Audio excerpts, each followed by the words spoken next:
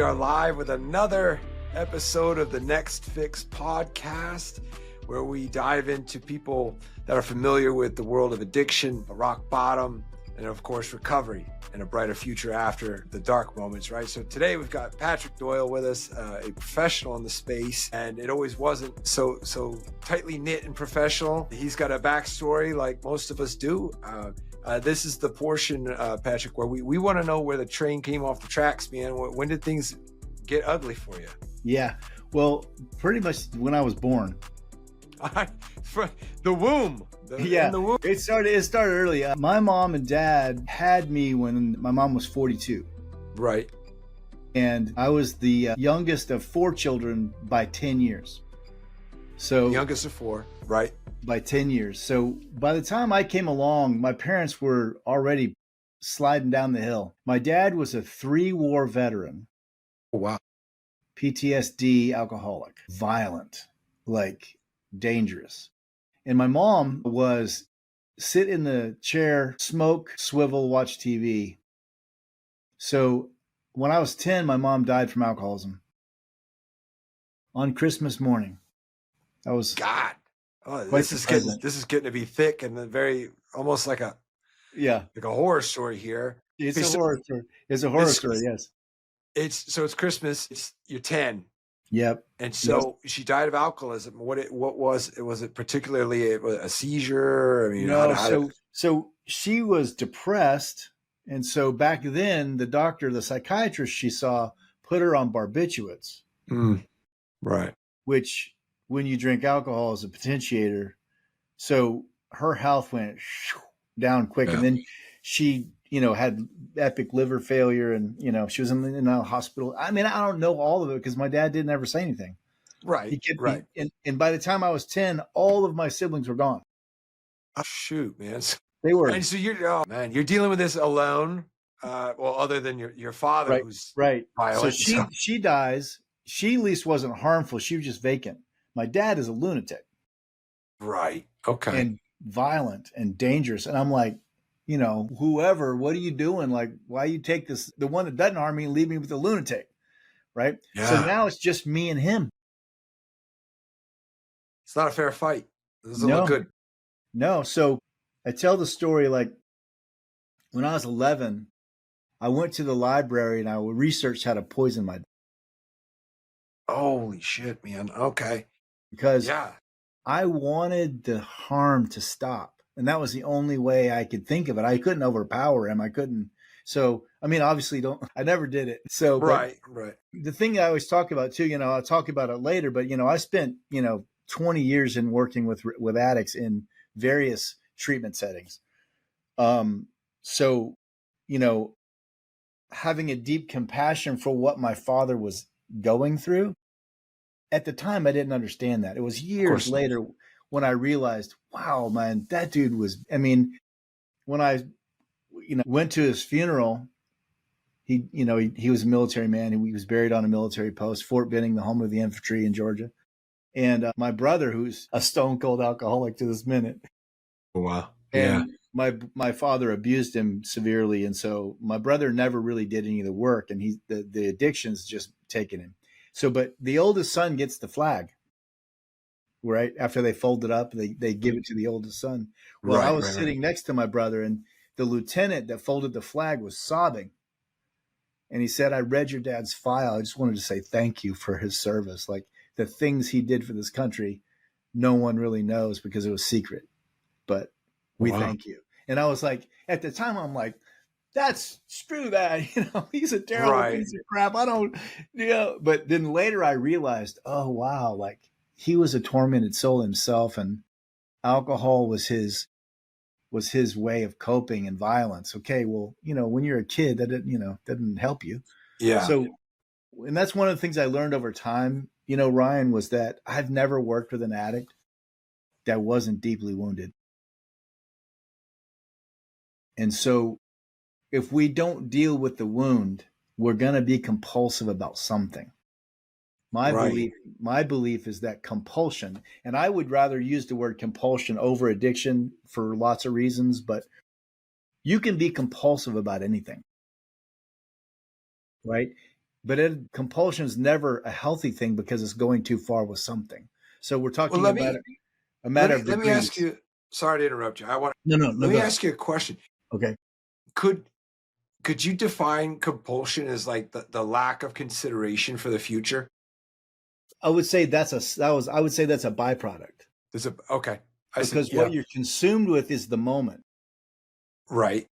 I got this thing, I got it right now, and so all of your healthy thought processes and Right. all of your well-being gets consumed by the need. Of Okay. course. So my belief is this: all compulsion, regardless of what level it is, and we can put that on a percentages deal, like I'm 80% compulsive, I'm 10% compulsive. All compulsion is a result of a lack of peace. Okay. Okay. So Yeah. if we don't deal with what's pushing us, and I believe this is one of the things in AA that is so beautiful, is that the first three steps are looking at myself, seeing that I'm out of control, that I'm unmanageable. The fourth step is made a fearless searching moral inventory. Who does that? Right? Yeah. So that's, you got to start looking at what's chasing you.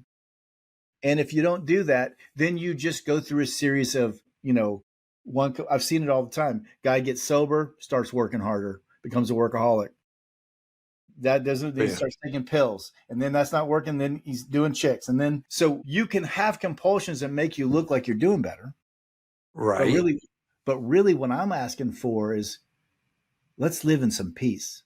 Okay. And again, peace is a percentage deal. Like, if I live in 1% peace right now and I can move it to 1.5, yes, my All life right. is Yeah. radically transforming. Okay. Needless to say, I'm a kid. I'm in this alcoholic home.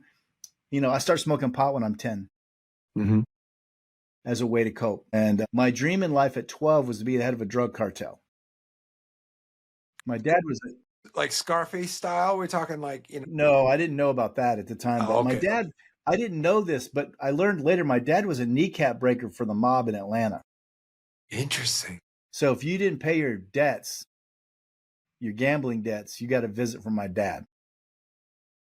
Yeah, this is that he's living that life of shadows and stuff that you see in movies, and but this is more realistic because there's usually a price to pay to be that guy. And you saw like the dark side, like Yes, yes, the product of yes, being that yes. guy. That guy Yeah. doesn't get to live in any peace, no No, peace, right? Like he had for zero. And right. here's the thing, he could also be one of the most charming people in the room. That's dangerous. I watched it. He could charm people to death. He was very good at that, but he also had there was nothing that was wrong. Everything was expedient if it met his needs. You see what I Right. mean? And that was Yeah. all the result of the trauma. So at 16, I'm living in Florida with him, and I move out of the house into my own apartment at 16 Interesting.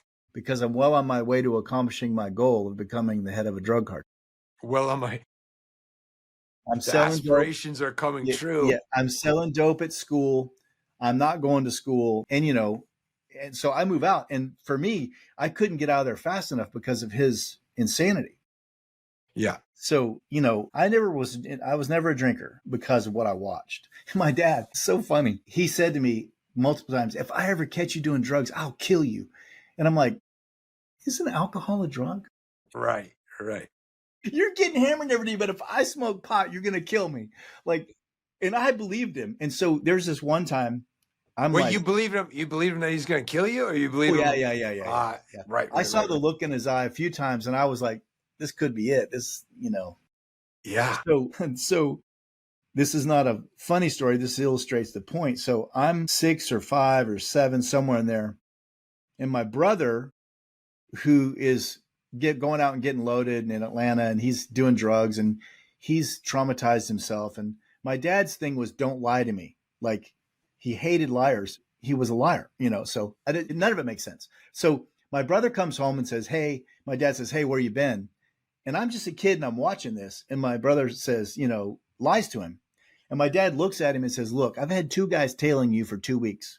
I know everywhere you've been. I know everybody you've talked to. I know exactly what you've done. Now I'm going to ask you again. And when I ask you, you tell me the truth or I'm going to kill you. And my brother lies to him. And then my dad commences to just beating that kid back. I mean, had him in a corner, just, it wasn't like it's, it's a mobster, Right. And I note to self, never get caught lying to him. You never get caught. Because, here I am selling drugs and I can't tell him that. So I lied a lot to him because I didn't want to deal with it. But so, all of that trauma was destroying me. I had no peace. I was loaded on weed. I did a lot of hallucinogenics and it got really bad. I was taking some stuff off the top from the guy that I was getting the drugs from. And I didn't know this, but he was a mobster. I find out later. And he comes to my apartment one day and points a gun at my head and says, "Look, I know you've been taken from me and people don't take from me. So you got one or two choices. You can stop taking from me or I'll just kill you." Right. Patrick, you've got a lot of death threats, man. Like this is a lot of death threats. Yeah. Man, like it's not good. So yeah, that doesn't lead to a lot of security, Ryan. Right. Or peace. Peace is not here. No. So the fact that I'm sitting here and talking to you about this is a revelation of courage and hard work. The miracle isn't something outside of me. I drugged myself over cut glass and I did a lot of hard things and I had a lot of support. There are people that really came into my life at the perfect moments that helped me. So long story short, at 17, I have a religious experience. Okay. And I become a very devout Christian. Interesting. Well, what was that? Unpack that for me, brother. I got threatened by the mob guy and I'm like, I got to get the heck out of here. And lo and behold, my dad calls me, which he never did. And he said, "Hey, I need your help." And that was like, he had never uttered those words. And I'm like, I said to him, under one condition. Right. Which for me was totally out of character. I'm like, you don't bargain with him. You just do what he says. So what I didn't tell you is in the interim, when I was in my junior high years, my sister, who's 13 years older than me, had me come live with her in Oregon. And I was a pothead and was dealing dope out there. And I lasted a year and a half and I was so bad, they sent me back. And she knew what she was sending me back to. So I said to him, "Look, under one condition, you get her to take me back." And he's like, "Okay." So he was so out of it, he couldn't drive, but he had to get out of town because he was in trouble with people that he was taken from. And he didn't have the strength he used to have anymore. So he's this old man. And so he wants me to drive him back to Georgia so he can hide out. Interesting. And so I agreed to that. And my sister, at the same time, had a religious experience in Oregon. And now her and her husband wanted me to come live with them because now they wanted to save me. So wait, I'm sorry that your religious experience hasn't happened yet. Am I right? Got it. Well, okay, it happened when I was 17, but I'd lived with them for a year and a half before when they weren't religious either. They were potheads. They were, they weren't well. Right. And then they had that experience and had me come back. And it just so happened that it was coincided with my dad needing to get out of town. So it all worked out and I ended up going back and I was there 2 days. They took me to church. And on the second day I was in Oregon in 1980, I committed my life to God. Okay. And then began the process of me trying to get loaded. I was a terrible Christian. If you want to know how much pot I smoked and, all the stuff I was trying. But you don't take this runaway train with a head of steam and just stop that thing. Right. That's the truth. Long story short, I ended up joining the military at 18. All right. Now, this is something I swore I would never do because my dad was a career military and I hated it. And when I was in Florida with him, before I moved out, he was an ROTC instructor at the high school. At the high school. That I went to and was selling drugs at. Man, this is... Right. So anyway, I hated it for lots of reasons. But long story short, it became my only option. I was working 2 jobs. I wasn't making enough money to do anything. I couldn't go to college. I barely graduated high school. I had a 0.19, I think, GPA in my junior year. By the time I graduated, I think I got it up to 2.5 because I was sober mostly, a soberer, I should say, or less loaded. But So then I went into the military, and here's the deal. Crazy story, Ryan. So I figured out, this is so funny. So I was super high one day going to school, and I realized, because I hadn't been really getting high, so I was getting a lot higher than I used to. And so I realized there's no way I can go to class. This is not going to happen. And so I'm walking through the cafeteria, and I see in the auditorium, they're giving the ASVAB, the military test, to take the aptitude test. And I'm like, perfect. Because I can go sit in there and just chill out. And then by the time that's over, I'll be like ready to go back to school. And so I go in there and I take the test. Well, little did I know, I did really well on it. Right. So the recruiters started calling me, and I'm like, I find out there's a program you can go from high school into the military to be a chopper pilot. Okay. And I'm like, giddy up. Chopper pilot, they get the chicks, let's go. Yeah, all that pilots, man. That was my whole motive. They get the chicks, right? And they get the cool jumpsuit. I mean, and hey, it's a ticket out of this, craziness I'm in. So yeah, I passed the aptitude test and everything and blah, blah, blah. And I get there, and the last thing I got to do is take a color vision test. And I flunked the dang thing. We're good.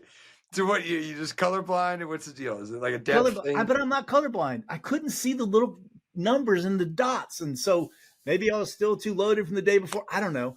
But anyway, the guy said, well, you can't be a chopper pilot. And I'm like, well, I don't want to be in the military then. He's like, well, that's not how it works, Jerry. So I don't. And I said, well, what are you going to do if I just walk out of here? He's like, I don't know. We'll just discharge you dishonorably. And my dad's face flashes in front of my eyes. And I'm like, well, what else can I do? Right. Long story short, in 10 minutes, I go from being a chopper pilot to being a behavioral science specialist. I like how you delivered that. It's like, you are not qualified to fly those aircraft. You are qualified to fix other people's brains. The insanity of this, like, you can't fly a chopper, but we'll let you counsel people, and you're a nut, but okay.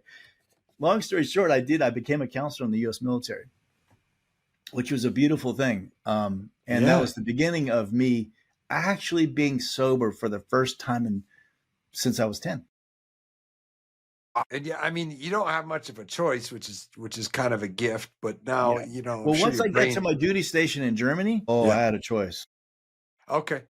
Because my first duty station was in Frankfurt, West Germany, and dude, let me tell you, there was plenty of stuff that guys got themselves into. So, but I was also religious at the time, so I was very gonna live the righteous life. I was, studying the Bible and going to church and all this stuff, and so that was helpful in that way. So, long story short, I leave the military and I get into working in youth ministry. Okay. And then ultimately I get into working in alcohol and drug rehab. In the private sector? Yes, I was working for nonprofits that worked with the state and county government. We did DUI groups. We did mandatory treatment. And then I worked at private facilities. I worked at psychiatric facilities. I've worked at child hospitals, psychiatric hospitals. I've worked at adult psychiatric hospitals, inpatient, outpatient, A&D, multiple agencies, dual diagnosis, you name it. I've done. Yeah. So all right. So now you've got boots ground, working for people that need help with addiction and different types of abuse.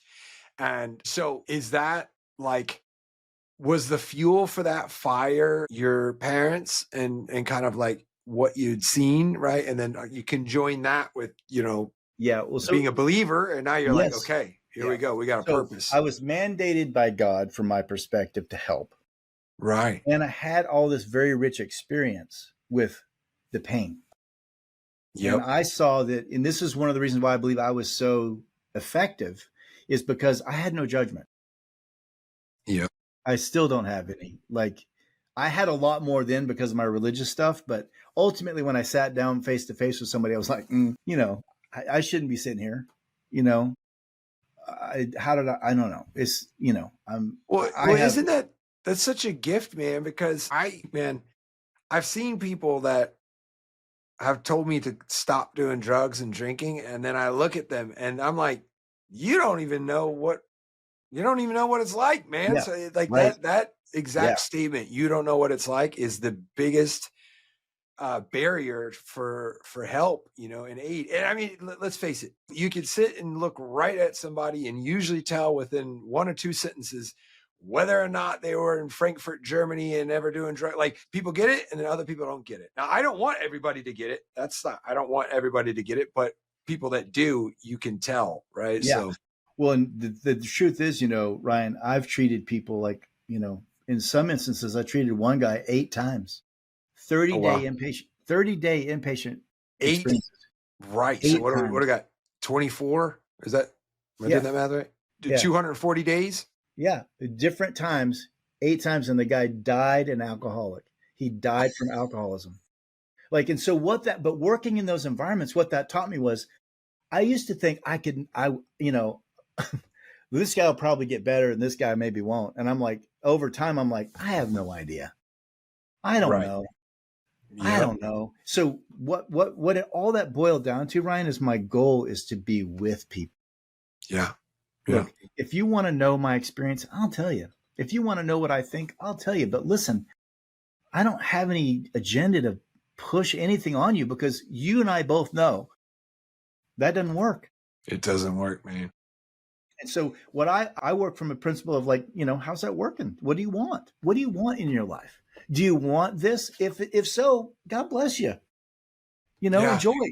And like, both my parents died of addiction. My sister recently, 6-8 months ago, died of painkiller addiction.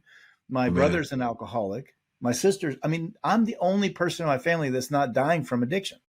Yeah. And there's a reason. There's a reason for that, right? And it's what you're doing. Yep. Yeah. That would be my opinion on that. Yeah. Well, yeah. And listen, it's not because it all just fell into my lap. I had to start looking at some very painful things. Like, I was highly traumatized as a child, which made my value structure decimated. And this is something that I think in addiction we don't talk enough about. If you're familiar with AA calls it the shitty committee. The committee in your head, they get together, they have a committee meeting, they talk shit about you. Oh, yeah. Right? Every addict that I've ever known that's out of control has a very powerful committee. Yeah. They don't love themselves. They don't care for themselves. So here's the deal, Ryan. Think about it. If I think I'm a piece of shit down deep, I'm not saying that to the world around me. But if I have that belief and I'm behaving in a self-destructive pattern, that makes sense. Oh, yeah. I'm a piece of crap. Makes sense that I would treat myself like a piece of crap. So me getting hammered every day or doing whatever to destroy myself, that makes sense. And that doesn't just do drugs. You can be a workaholic. You can overdo the gym. You can overdo religion. You can anything. Yeah. So when you care about yourself because you see your value, that's what changes things. And then all of the techniques you and I know, all of the truth that we've discovered over our process and our journey, that's when it helps. Yeah. But until you see yourself as valuable, it's just, this is what we, in recovery, we call it relapse behavior, and look, relapse behavior is another term for that, is a denial. You're in denial, man. You're not really living in the truth. And, so again, all of us have denial. What we want to do is lower their percentages. I want to, instead of living in 98% denial, I want to live in 95% denial, and then 94. And what we do is, like, and particularly I saw it in the religious world, is that we have an either or thinking. Like, you're a saint or you're a sinner. Actually, no, that's not even possible. Exactly. Yeah. But people have that in their brain. And then also all of the, marketing that we see, all the sales techniques are either or. Yeah. And, life's a lot of gray. Not black and white. It's a spectrum. It's all spectrum. Yes, it is. So I'm on the spectrum, man. Well, here's the most beautiful part about a spectrum is that it's a gradient. You can move along. Yes. And so instead of waiting for one day where you hop on over to the other side, you can gradually move with enough effort by very tiny increments all the way through. It's a possibility. It is. And so exactly. I think that's a beautiful way to look at it. Yeah. And today I can move 0.0001%, and that's making progress. It is. Yep. Instead of never, because and I'm never gonna, but so the other thing that happened to me, so in the middle of my career, I'm killing it. I'm the director of these agencies. I'm doing work at the Oregon legislature level. I'm working on setting up prison programs for people and, doing some great work. Yeah. Yeah. And in the process, I realize I don't think I believe in the disease concept. Okay. It's interesting. And that was a shock to me. So I started really digging into this. And one of the things that I came to is that what I saw a lot of, Ryan, was you're an addict and you're never going to be able to get better. The only way you get better is by never touching that again. There's a bit of shame in that. Yeah. Okay. So what I learned was, look, if value is the core component, we have to protect your value and we have to build it. So instead of saying you're diseased, and by the way, that whole model started in the 60s because the federal government needed a way to fund paying for veterans treatment. So that's how the disease concept came into being. Yes, that makes sense. Because I'll tell you right now, I don't subscribe to the disease model either. Right. And if somebody says they do, I'm not going to split hairs with them. Okay. But listen, if you see in the psychological world, I could do a whole nother show about this, about the diagnosing of people. One of my mentors said, as soon as you label someone, you cease to love them. Like you're a borderline personality disorder. No, you're a valuable human being who might have some behaviors we need to look at. Yeah. Yeah. You see the difference in that approach?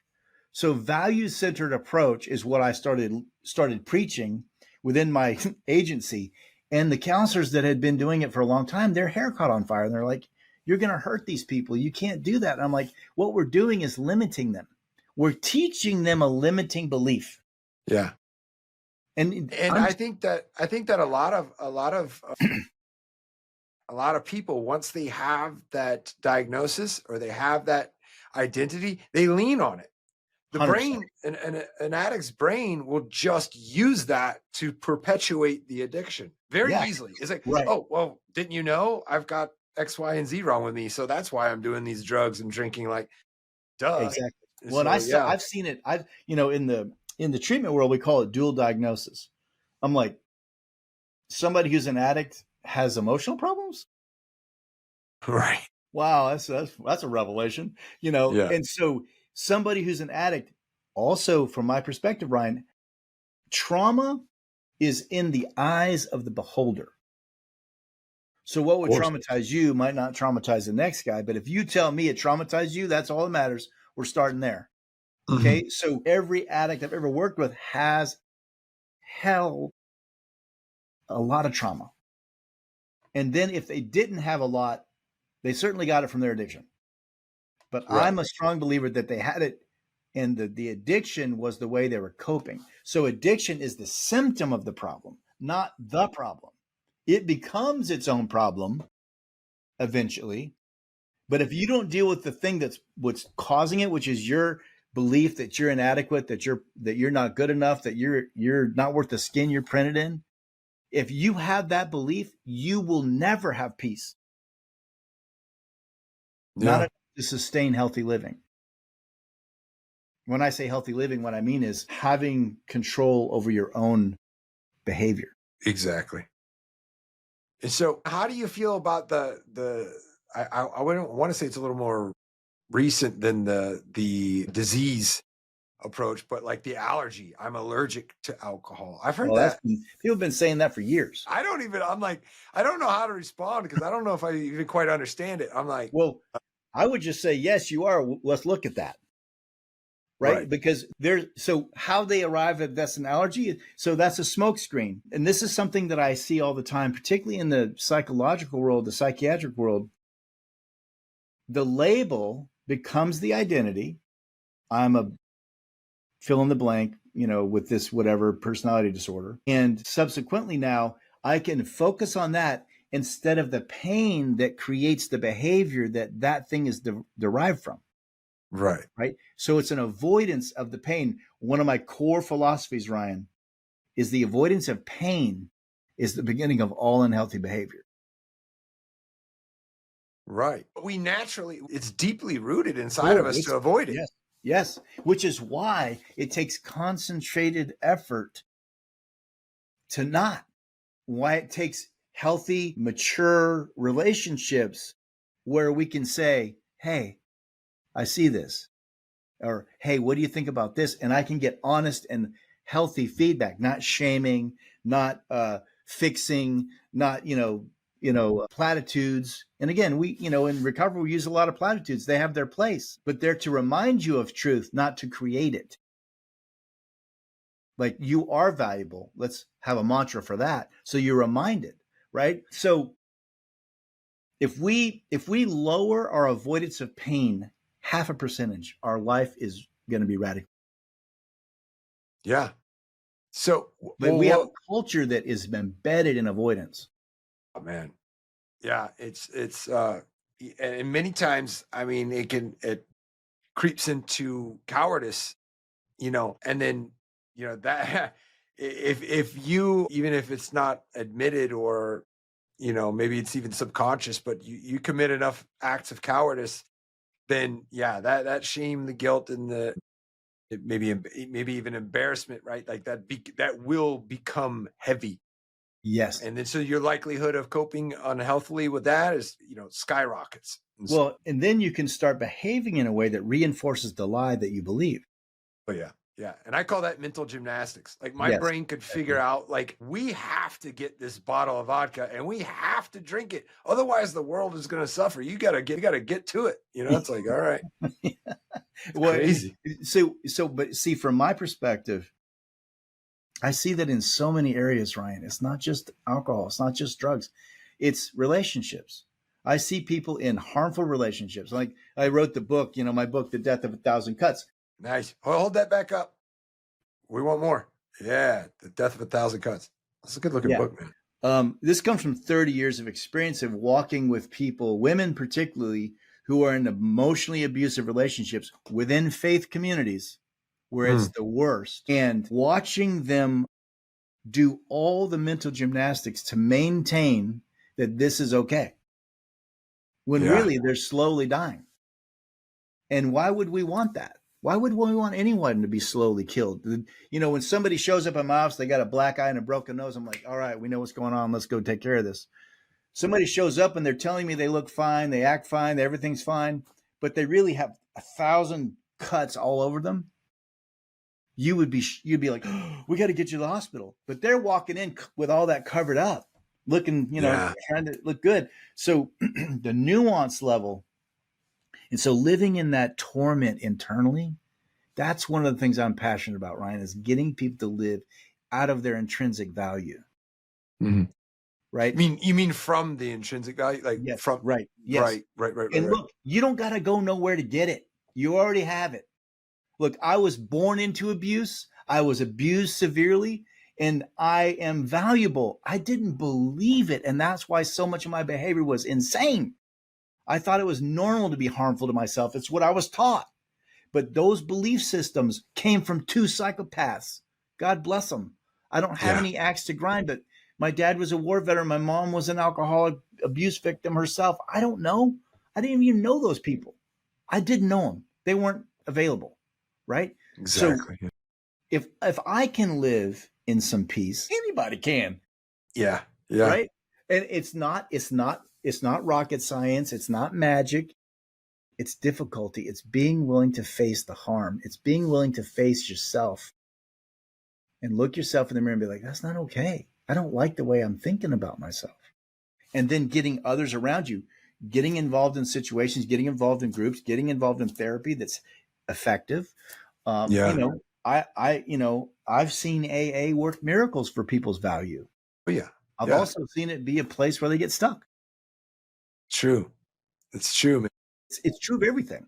So a church, I no longer am heavily involved in that world. I mean, I was on the radio and TV for years on a TV station, a Christian radio and TV station. And I have a YouTube, all this stuff. But, ultimately what I want to do is help. If I could eradicate one thing, right, it'd be denial.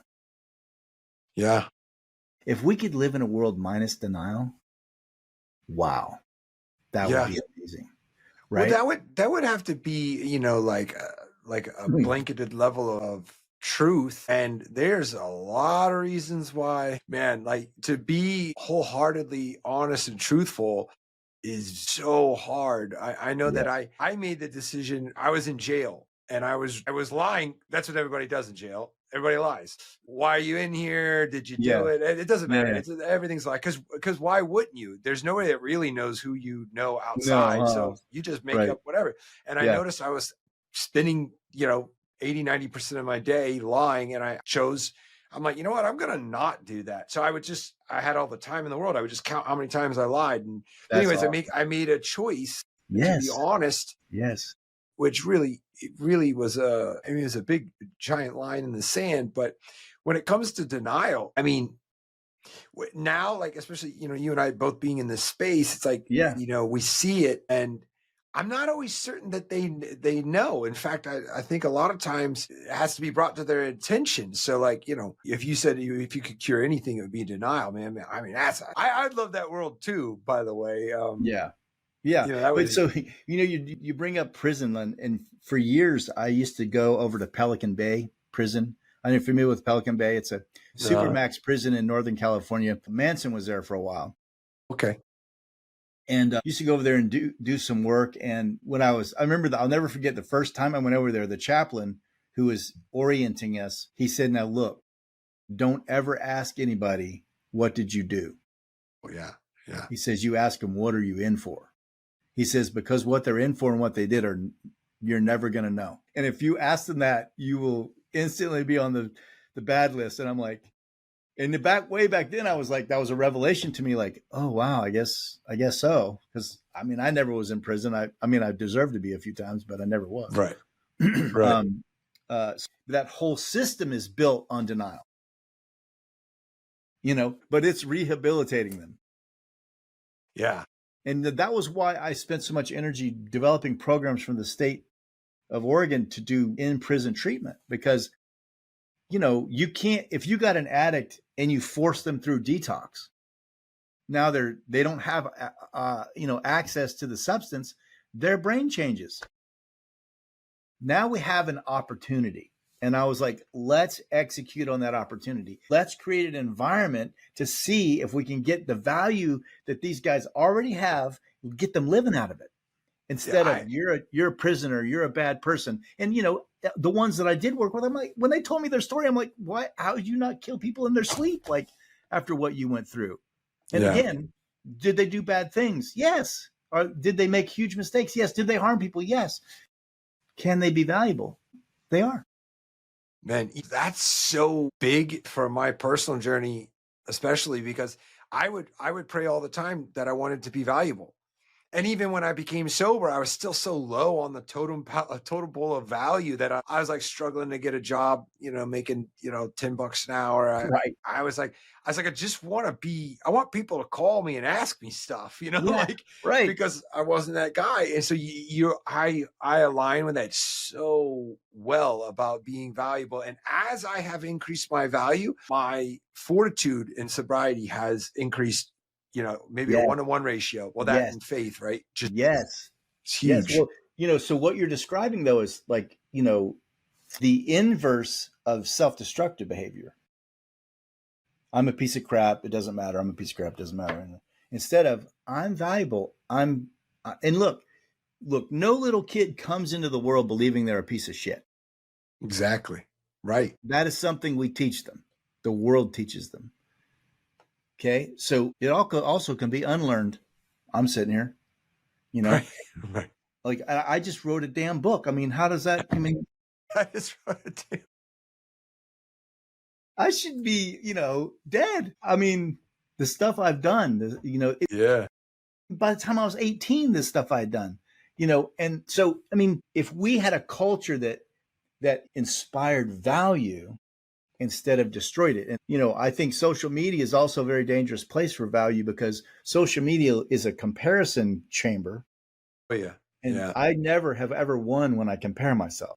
Yeah, it's a tough game. I'm always on the wrong side of that comparison somehow. It's a tough game. If I do compare myself and I'm like, I'm so great, then we got a whole nother problem. So that so being realistic about our value, that's where freedom's at, man. Yeah. Yeah, man. I agree with that. I think that's awesome, man. But hey, listen, I want to know more about this book, man. Okay. Tell these beautiful people about this book. Okay. So, over the years, I've talked to thousands of women, and emotional abuse, particularly in church cultures, is really terrible because there's a belief within churches that women are responsible for men's well being. There's also a theological belief that men are more valuable than women. Interesting. All things I used to teach. Wow. Wait, you used to, what do you mean? You used to teach those things, or you teach it to I enlighten people about it? No, I used to teach those theological realities when I was a pastor. I believed those Okay. things from the Bible. And when I started to see the damage, the pain, I was like, whoa, wait a second. This is not, wait. So then I started really digging in, and I was like, started looking at stuff. I'm like, what we're saying is ridiculous and harmful.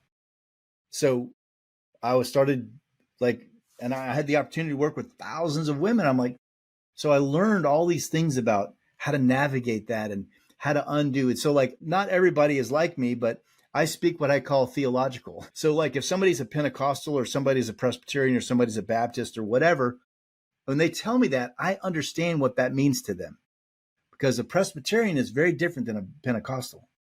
And while they're both Christians, they don't like each other. They separate over their theological differences. So those belief structures can have a lot of damaging impact on somebody who's trying to navigate an abusive person, particularly if the church you're in is telling you this is a common theme. As the wife, if you just cook more meals, you be nicer, you have more sex, everything will be fine. Lie. That's not true. An abuser doesn't change, period. And they particularly don't change because you're nicer. Right. They just take more ground and do more harm. So I sort of over time started waking up, and then I did some YouTube videos about it, and they kind of went big. And I'm like, so what it did is it opened my eyes to the problem. I thought it was there, but I had no idea it was epidemic. Like It's an epidemic. And I think it's worse in the church than any other part of culture because of those theological beliefs. So I started a program, actually, it's called Pathway to Hope. It's an online membership program for women. And I did a whole video series and blah, blah, blah. And so after that, I decided, well, and the thing that I came to is one of the things I saw is that women in these situations don't have support, because they go to the church and the church pushes them back into the abuse. And they talk to their friend. Their friend's like, your husband's not a terrible person. He's a nice guy. Because these guys are great at looking good outside of the home. They're duplicitous. So what I realized is they need a safe place to have conversations. So that's why I developed Pathway to Hope. It's an online membership program. There's lots of there, but there's also a forum. We do these live interactions. I answer questions. So it's a safe place for them to start to express what's really happening without them getting scripturized, without them getting told what to do, without them getting shamed. It's a safe place to be wherever you're at, and when you start to see the horror of the abuse for what it is, it's a very destabilizing reality, and you need support. Yeah. So from that, I wrote the book. And because Pathway to Hope is the online community, and then you developed an actual publication. Yeah. And so my website, patrickdoyle.life, is where you can go to find out about Pathway to Hope. But so it just grew out of my passion to want to help, and seeing that I had this expertise and I could really speak the language of all these different religious groups. And I'm one of the only men in the space of emotional abuse that was a pastor. Most people that are helping women are women that have been through it. And I was also in a 25-year emotionally abusive marriage myself. Wow. And then I had a whole, I had planted a church. I was on the radio and TV. I started a production company making movies, and then I got a divorce, and my life went, really south really quick. I got judged. I got slandered. I went from hero to zero because I broke the code. You can't do that in that culture. It's not okay for you to get a divorce, particularly when you're a venerated leader.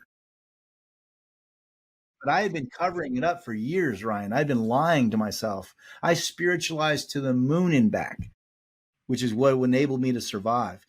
very much like I had my childhood. I mean, instead of Yeah. spiritualizing, I mean, I was an epic, I mean, denial. Me, we get along. I can, like you said, I can make anything true. One thing about me that I'm very grateful for is that I always have had this like, I don't know, instinct. If something's off, I keep grinding.